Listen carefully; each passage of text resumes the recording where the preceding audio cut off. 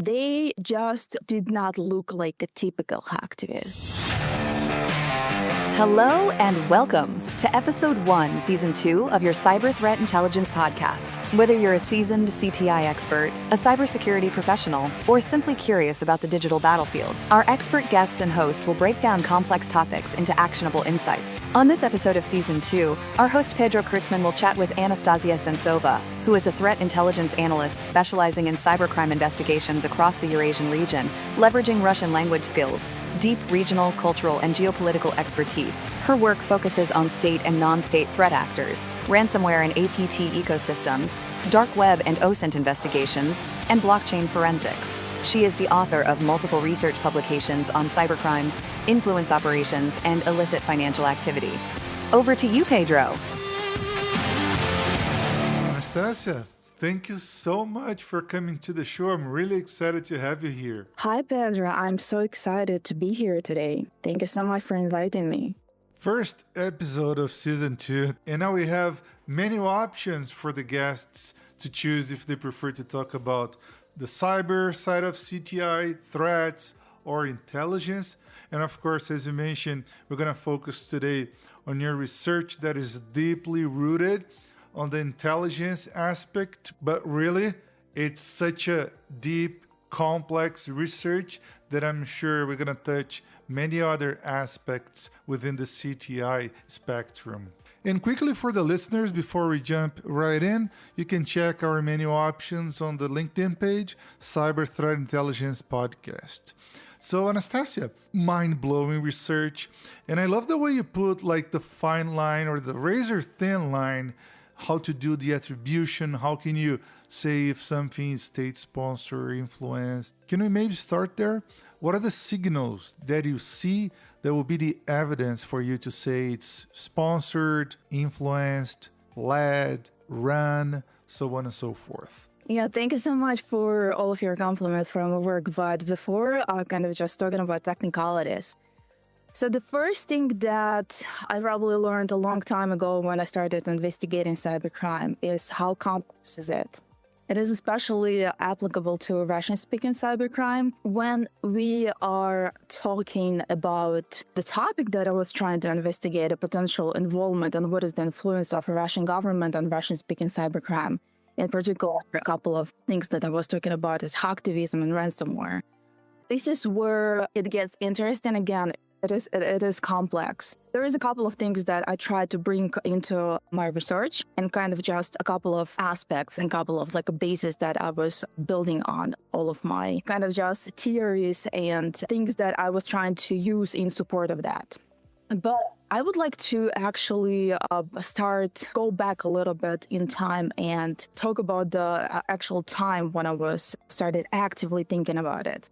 Not that the thought of a potential involvement of government, of the state in the cybercrime wasn't in my head. It was the whole time. Just knowing how things work in Russia, it was just almost unavoidable of not existing in such important areas as cybercrime. But going back in time in February 2022, when the full-scale invasion of Ukraine took place, and also that surge of numerous activist groups. They're all different in their alignment. There were pro-Russians, pro-Ukrainians. Over time, we also got different kinds but they're all being aligned with a particular state, right? Although those activist groups existed well before the February 2022, it wasn't the first time when we saw them, right? But there was definitely something special that I noticed about them. They just did not look like a typical hacktivists. And when I'm talking about the typical hacktivist groups, and this is probably one of the questions that I'm being asked a lot, like what is it exactly that kind of just triggered that suspicion, and what is it exactly that was different about them? The first thing that was different, this is a sudden surge of so many groups. What I noticed pretty quickly is their high level of coordination. And that was evident in their activity, in the amount of posts that they were making. And not just that, that immediately, of course, made me think that, yes, there is a definitely large organized membership network. It's just impossible for, let's say, we have it in a typical hacktivist group, having a relatively small group, usually how it works in hacktivist groups. Like 3 to 5 people, or maybe a little more than that, would come together and they would engage in these like hacktivist activities, like it was historically. When it comes to these modern hacktivist-like groups, they did not look like that. High level of coordination evident from the beginning. It was evident that it comprised of large organized membership networks. And what's more important, their operation were mirroring or even sometimes directly supporting state objectives. And that, of course, was evident at the start of the full-scale invasion of Ukraine. There were a lot of posts that would talk about specifically militia conflicts that been happening on the ground. With that, of course, the nature, besides that informational kind of just informational bombing of the informational space by the hacktivist groups, they've been engaging in DDoS attacks. So here's your informational part, and here's the actual difference that they've been trying to make through these DDoS attacks, attempting to make a harm in the digital space, right? So that was interesting to see, and there were a lot of groups. I remember one of the first one was a Killnet, and when I saw them, that was one of the groups that I started investigating immediately. And also, after some time, as many other groups were emerging, they were all acting pretty much the same. So that their objectives, the DDoS attacks, for example, were on the menu for pretty much the majority of them. So that made me think, kind of just wanting to look more into that. Of course, when we're talking about the potential state involvement, we have to be careful. Like, we have to be careful with any attribution that we're doing, whether we're talking about ransomware, whether we're talking about hacktivism or APT groups, especially when it comes to, we have to be careful just in general, like in our day-to-day threat intelligence CTI work, when we're talking about attribution, we have to be careful. And we definitely, and we can't just throw words out there and say, oh, this and that. There is the different types of attribution, right? Sometimes you're trying to understand who are those actors behind it, either Russian speaking, what is the state that they're coming from, at least to understand the language is and approximate territory where they're operating. When it comes to the state, this is where things get even more harder, and your responsibility as an analyst gets even more important. So I started thinking and I started analyzing things by bringing also my expertise in geopolitics. And this is something that I also learned early in the days when I started investigating cybercrime, that it doesn't exist in a vacuum. It's not just, this little bubble that exists somewhere on the dark web, like it's believed to be like some sort of like a separate living organism. It is not. It is not, especially when we're talking about Russian speakers speaking cybercrime. It is so complex, and we saw so many. First of all, it's not static; it's changing, and there is a outside and also inside events that are happening that are shaping and forming Russian-speaking cybercrime. So the first thing, of course, is that it's not just, it's not, so we're calling Russian-speaking cybercrime Russian-speaking for a reason. So we're not calling it Russian cybercrime, right? So there's Russian cybercrime, but when we're talking about Russian-speaking cybercrime, we're essentially talking about all of the former Soviet Union states, where the Russian-speaking individuals largely living during the Soviet Union time, of course, and now they're all Russian-speaking individuals. And that split actually, when it became really, really evident that there is a separation that exists in Russian-speaking cybercrime, happened exactly at that moment that I described, February 2022. We saw a split between Russian-speaking individuals who aligned themselves either with Russia or Ukraine. We saw a lot of the conflicts that have been happening in the underground. Also, when it comes to ransomware, for example, was a whole war like between actors, but maybe it's a separate topic for a different conversation. But it doesn't matter. It doesn't matter what language actually actors speak these days, especially. But in my opinion, what's more important and who they are aligning themselves with. And this is where all of the things that you asked, Pedro, how do we recognize that? what are the signs, like what is it that we can judge by, and what is it that we can include and bring to our analysis.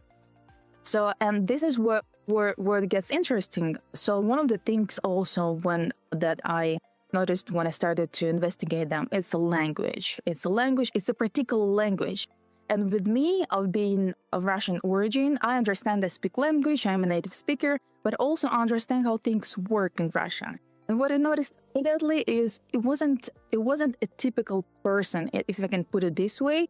It wasn't just a typical regular Russian citizen who they wouldn't talk this way. Like there is no way. Like, and this is something that I noticed immediately. And if I would describe this language, if I would attempt to describe this language, it's a state language, basically.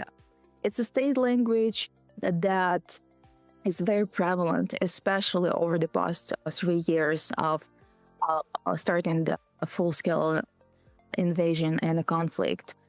But that language did not just appear like 3 years ago. So that was the process of militarization that I was talking extensively about in my research. And that militarization, it did not start 3 years ago either. So that started way back. So, and when we're talking about Russia, about modern Russia, of course, we're talking about Putin era, right? And he's been president since 2000. What is it, like 25 years now? And there is a particular way of how things are being done in Russia, what laws are being proposed and pushed on people. But a lot of it revolves around this militarization. So, and a couple of things that I brought into my investigation and the way I tried to correlate things was, first of all, domestic landscape, right? Domestic landscape is important. So this is something that I'm trying to bring to investigation of cybercrime in general, because when we're talking about cybercrime and cybercriminals, those are people, right? And I feel like a lot of times this, what I think is actually one of the main components of talking about people, of who they are, understanding what their motivations is so important, but I feel like oftentimes being just overlooked.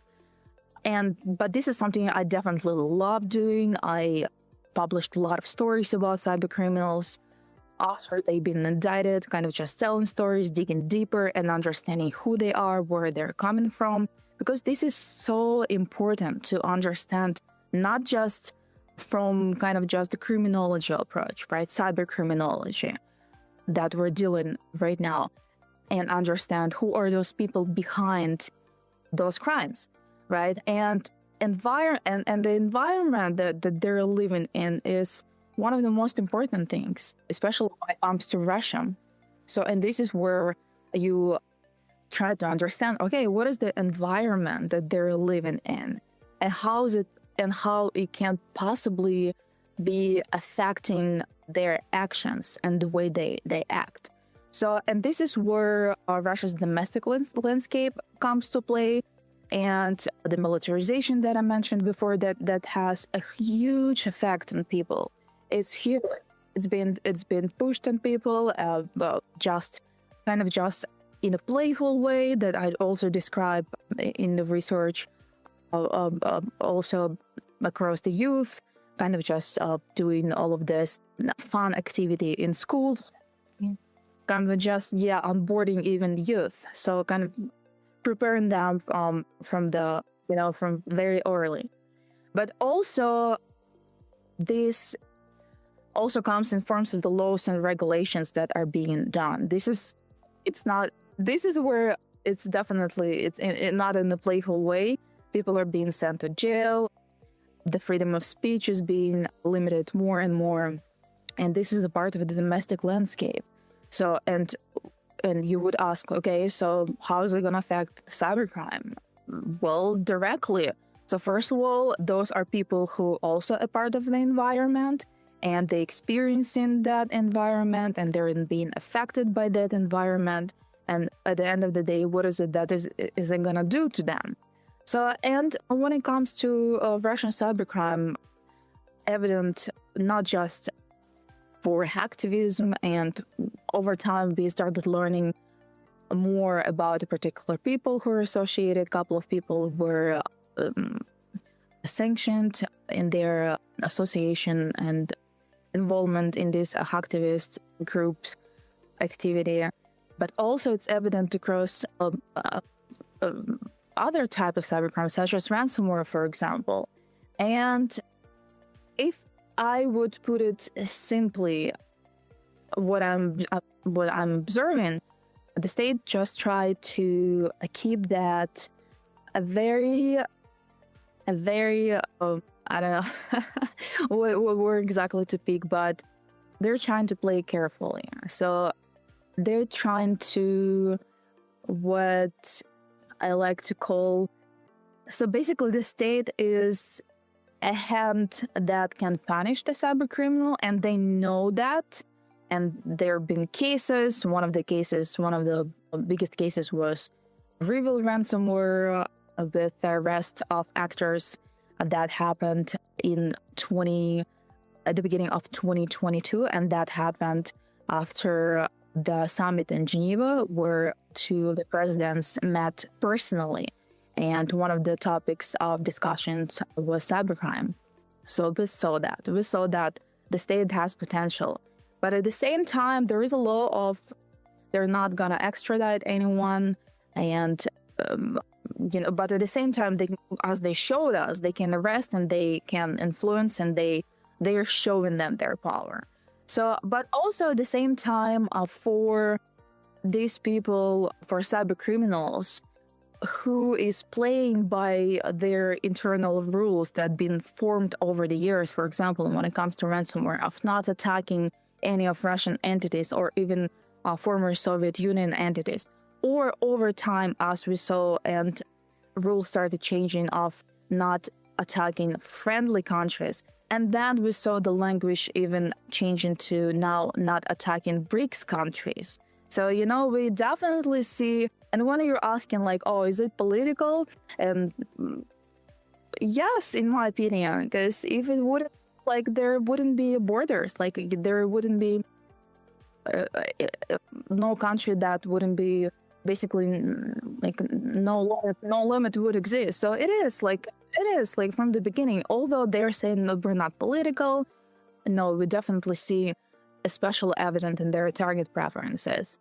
So yeah, and when you think about cyber criminals, why they engage in a particular way, because of course they are afraid of not just the particular relationships that been formed through all of those cases, and there's probably a lot of cases that we don't know about. We don't know if any of those cyber criminals already been in contact with law enforcement, if they've been pressured, or which probably might be the case. But those relationships have been formed a long time ago. But when it comes to general public, and this is where it gets interesting, because when I was looking at these hacktivist groups, and also there's a couple of actions, especially with the announcement of two individuals related to cyber armor of Russia's operations.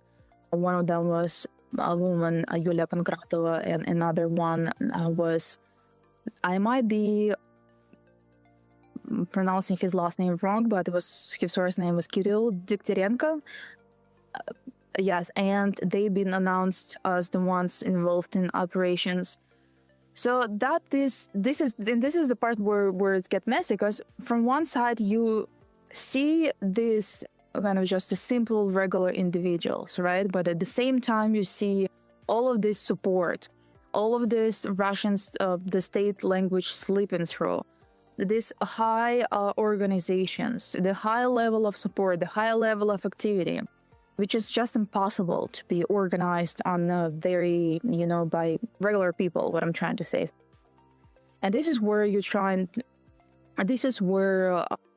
the intersection with the official movements, the one that I described in the research, came to place. Because essentially my goal, one of my goals with this research was to understand how these people are being recruited in the first place. Because definitely those individuals, they involved. It's not just potentially being operated, or let's put it this safe way, heavily influenced by the state. So we're not just pointing our fingers and saying that, yeah, there is like a direct correlation, but let's call it heavily influencing. But what is it exactly, and how is it exactly that they're doing? Again, militarization, years and years and years and years of brainwashing, but also one of the official movement that I was talking about, All People of Russia, where we clearly see a similar. So of course, there are different operations. They do not conduct any of the offensive operation, like DDoS attacks, for example. But they're pretty similar. Also, again, with all of the state language slipping through. And basically, what is all of Russia's People Front about in Russians Народный Front? It's a Kremlin-backed civic movement that was launched in 2011 at what's important at the initiative of Vladimir Putin himself.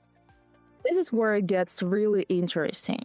Because if there is a name of a president, of the a main person in the country, it just immediately adds all of this weight and all of this approval, what's good and what's bad.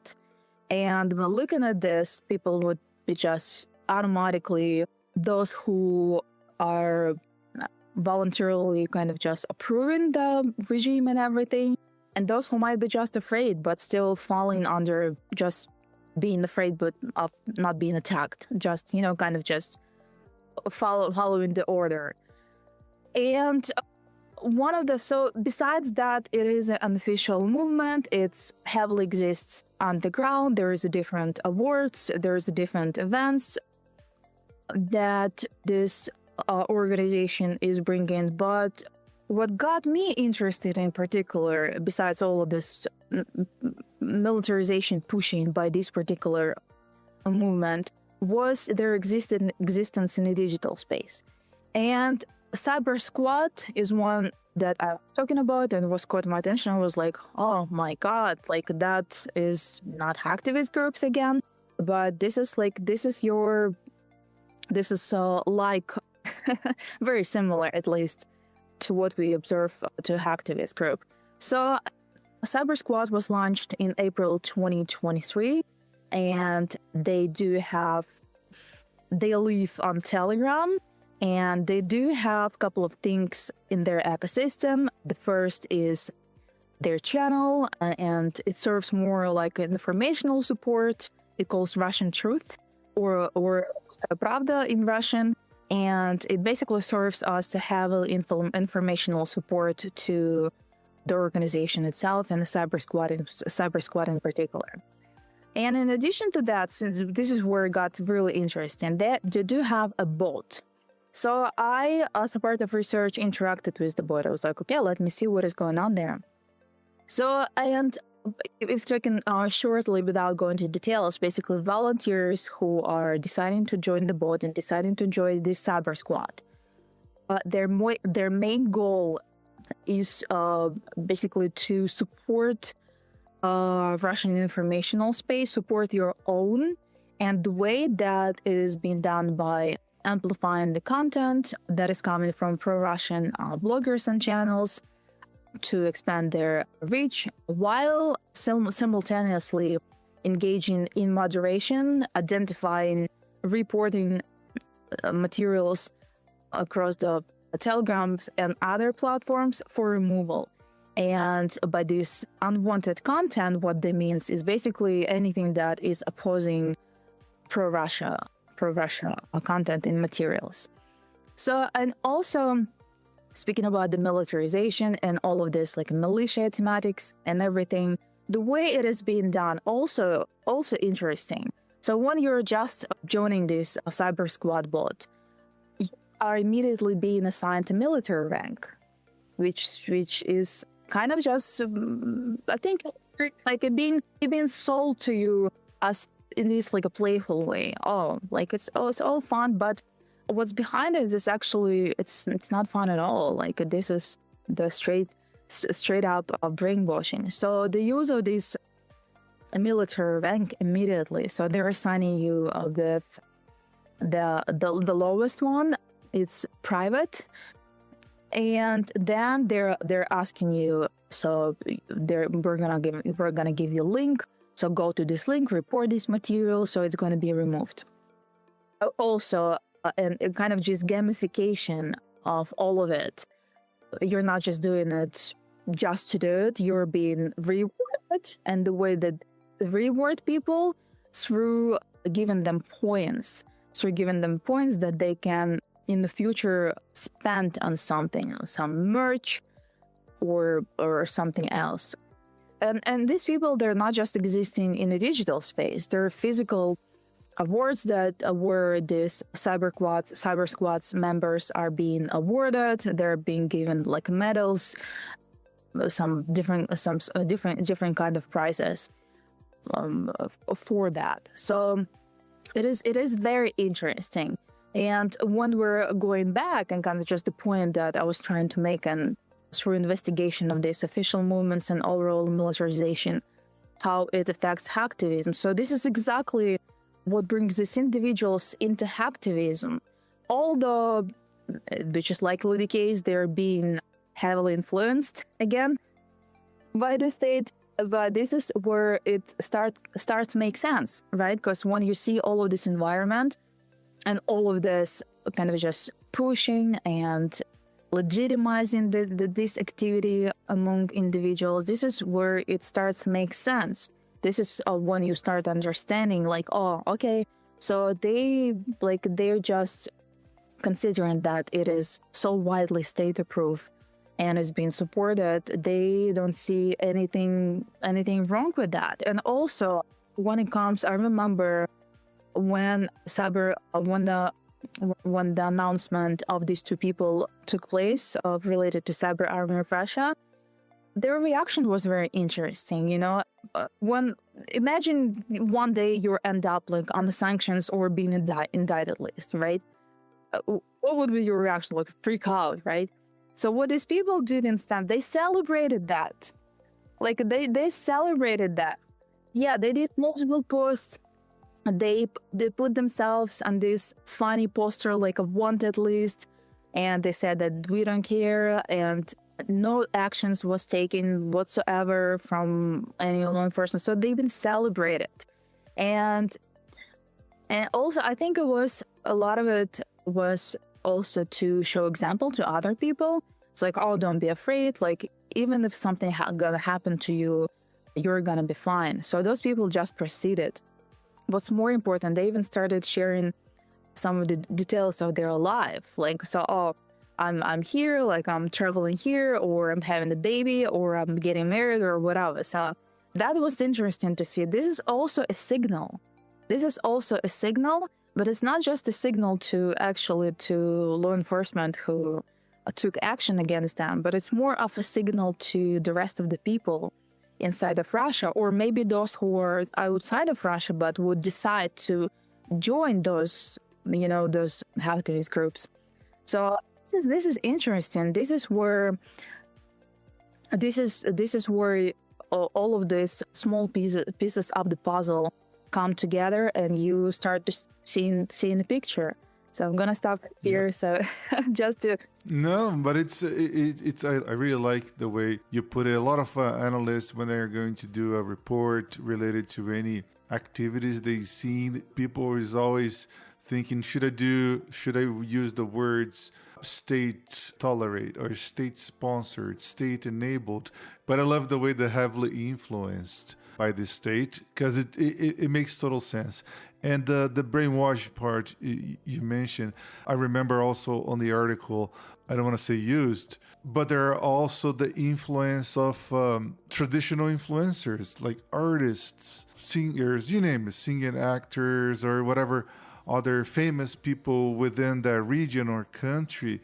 And those influencers, they help keep that fabricated bubble alive, right? And from like on the CTI, from a like CTI analyst standpoint, you mentioned a few times the investigating things based on their channels, the channels they use to communicate, like Telegram and others. Any known or that you're able to share pitfalls so people better understand those signals when they see that's more subtle, that it's not like hard-coded or simple to analyze, that might be a trap to some CTI analysts, that they're not like, they don't have all the background that you have, understanding the background, the subtle things behind that mindset, or things that are people talking with that new language you mentioned that doesn't look like a normal, Russian person, but they got this new slangs or way to talk and things like that.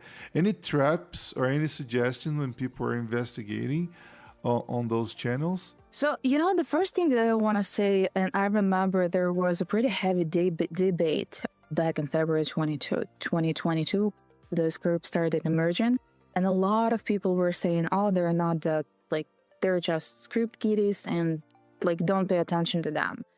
I did not share that of you, and I was like, no, there is something going on. And the first thing I would say that we shouldn't, although sometimes it just looks like this fluffy animal and like maybe script kiddies, but maybe this is exactly the impression that they're trying to make, and this is exactly what we observed. Because from all of those funny guys who are just making jokes and constantly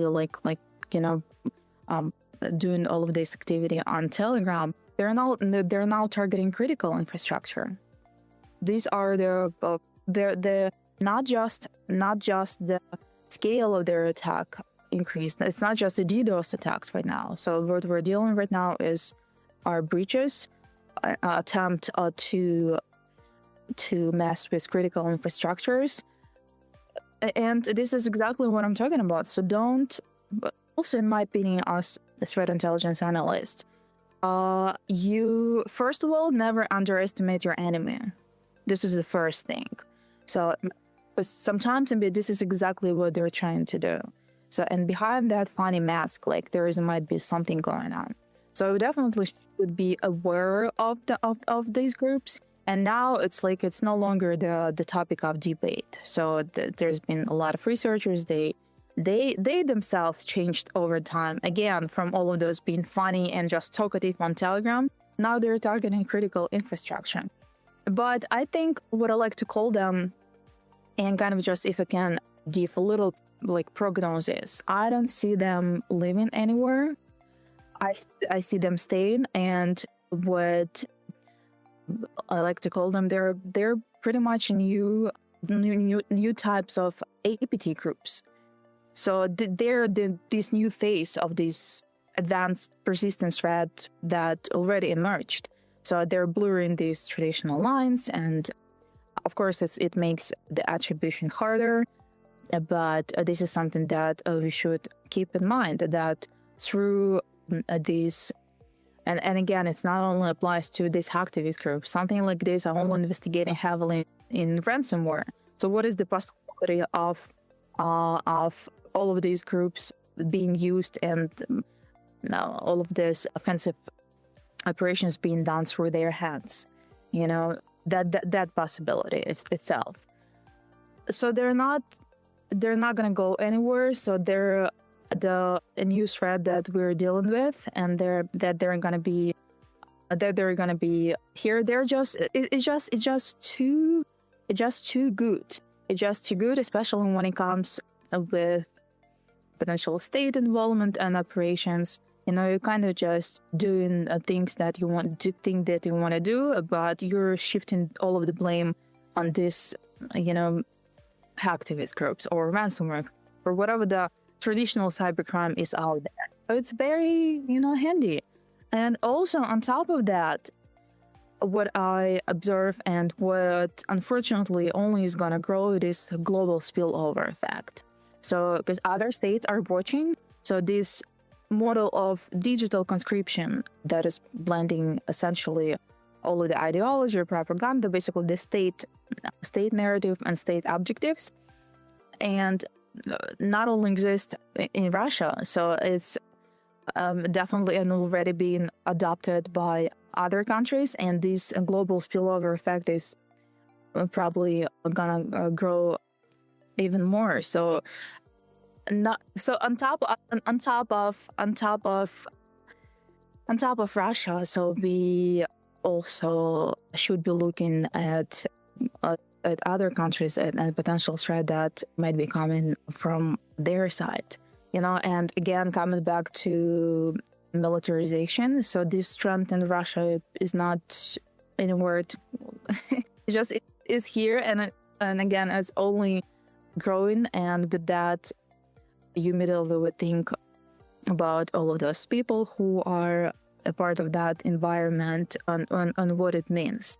So, and a part of the environment where cybercrime also exists, and it's only gonna get worse, especially if there's a multiple ongoing militia conflict. So cybercrime fortunately became a part of it. So we're now dealing not just in the underground, but also in the digital space.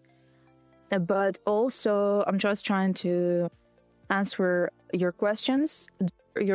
What are the signs? Their existence itself is the sign. So none of those groups should be ignored. And also on top of that, we should understand who they are, where they're coming from, what their motivations, what is the attribution, what is going on behind it. But also trying to understand what is it that we can, not just how to deal with them at the moment and how to mitigate risks, whether it comes in forms of DDoS attacks or a breach, like we're now seeing more often directed to critical infrastructure, but also what it would mean in future and how this beast is going to grow and what it potentially might turn into. So I always keep repeating, like, if you don't know the past, you're not going to be able to predict future. So all of it important. Even if you think today this is not something that, these are the script kiddies. I remember the same thing, probably everyone talking about the skater spider, right? This ransomware. And they started the same, and that evolution. But it's a different topic for different conversation. But what I'm trying to say, the point I'm trying to make, is never underestimate your enemy, especially when it comes to cybercrime that is very interconnected in its nature. So you never know who they might be starting tomorrow, and what other forces might come to play. So that would be something to think about for sure. That's great, thank you. And if I could connect some of the dots as well, I remember on season 1 we were talking with Valerie Soloninka, and he was mentioning about the big educational cyber system in Russia, like even from high school, college, and universities. And if we connect that with the youth recruitment that we see, that like it's a big recipe for whenever people think about script kiddies, they're probably talking about a very capable, knowledgeable script kiddie, if you want to put this way. It's not like your general messing around, that they have like the talent and the knowledge, like you mentioned, to start disrupting critical infrastructure, doing more sophisticated attacks, because again, they were trained to do that. And with that kind of a sometimes brainwash like environment, is just a complicated recipe for bad things on the digital space to happen. I think my last question, I think a lot of people, especially on the CTI space, we're always talking about like the Western bias, right? Like it's simple to just start saying, oh, it's this, or like Russian speaking or Russian state sponsored, whatever, influenced. How can you with the all the background that you have from this, what would be the recommendation for people to kind of to check themselves if they're not using just a Western bias, but they have like proper information and proper evidence that some of the claims they're doing are real? This is so important. And this is, you're bringing such a great point to that. So one of the things that is the must for any analyst to have, same like a journalist, for example, is be free of bias. So this is something, unfortunately, is hard to deal with sometimes, especially if you have limited knowledge and understanding of how the rest of the world works. So I've been lucky to experience multiple. So I know I was born in Russia, and I know all of the way that it works in Russia and everything. And I know people, I know how things works, and I have a heavy understanding, not just of geopolitical context and everything, but also by people, general people themselves. So one of the very important things is be free of that bias. And this is exactly what you said. What you just said. Just checking yourself constantly. Am I being biased here? Because this is something that we're not here to push a particular narrative, right? So we're just being fair, not the judges, but analysts. So you have your evidence in hand, and with that, you're trying to do your assessment. You're trying to make a conclusion. So, and this is a place where we should be free of bias, and not just that is very unprofessional, but it might actually hurt the work that you do. So, and one of the things, and one of the actually kind of just raised questions that I keep hearing, interestingly enough, lately, is that how heavy we're concentrating on Russian-speaking cybercrime, and Russia in particular. So, but it's not just the cybercrime that exists out there, right? So there is a lot going on in different parts of the world.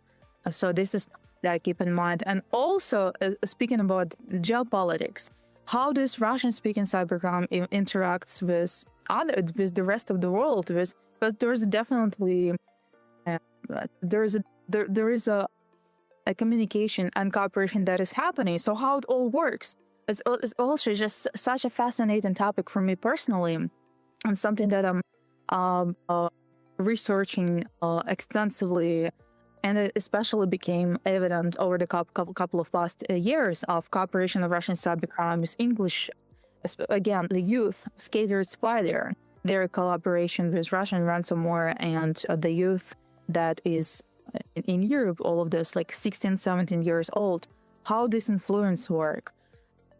Being free of bias is very important for the analysts themselves, in order for them to do a better job, essentially. So I'm always checking myself, although it's very hard. It's very hard. We're all humans. We're not robots. It's very hard. We're all being influenced. But with that, we're analysts, and we're already coming on the scene with the set of skills, right? And one of those skills is critical thinking. Essentially, this is something that we all should have. So that would be my sure. No, that's awesome. I think it's so important to people to cross check the things they are putting on reports. To quote one of the nice things about your article, so they don't do a "oops, I did it again" with the bias mentality, and always checking if they have proper evidence for any of the claims they're bringing. And of course, I'll put a link for your research on the podcast episode if people want to understand better the background. I'm sure there are a lot of history details, a lot of good information there, so people can better understand the background and why things are the way they are right now on a Russian-speaking cybercrime, if you will. Anastasia, thank you so much for coming to the show. I really appreciate all the insights, and I hope I see you around. Thank you. Thank you so much, Pedro. It was really nice to talk to you. Thank you. And that's a wrap. Thanks for tuning in. If you found this episode valuable, don't forget to subscribe, share, and leave a review. Got thoughts or questions? Connect with us on our LinkedIn group, Cyber Threat Intelligence Podcast. We'd love to hear from you. If you know anyone with CTI expertise that would like to be interviewed in the show, just let us know. Until next time, stay sharp and stay secure.